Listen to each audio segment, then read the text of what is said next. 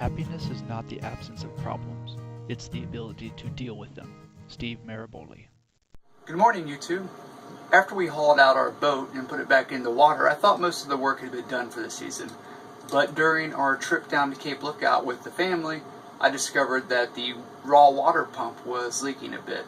When I opened up the steps to get engine access to check everything out during the trip, I noticed quite a bit of water in the engine oil pan.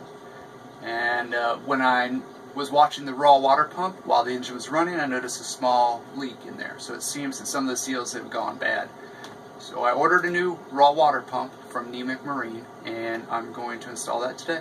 Now you can see that I have a couple coats of paint on it to match the engine color, and we'll go ahead and get this all installed now. I wanted to fast forward through most of this since people generally know how to loosen up bolts, but I did want to show that there are two 12mm bolts that come out of the bracket holding the raw water pump in.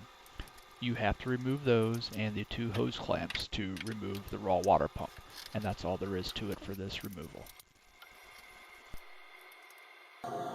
And I do have the raw water intake seacock turned off just to make sure there's be a little bit of water left in the hose, but no more should be coming in once the hose is disconnected.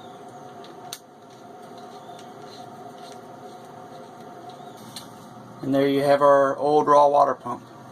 We had some of the water leaking out of here, and you can see where it is a little blue and rusty color there where it was coming out. Here we have our brand new freshly painted pump from Niemiec Marine. There is already an impeller inside, and everything is ready to be installed on the engine, so we'll go ahead and do that now. We have all the hoses hooked up and the bolts in and tension adjusted on the belt. We'll go ahead and start the engine and see if it runs.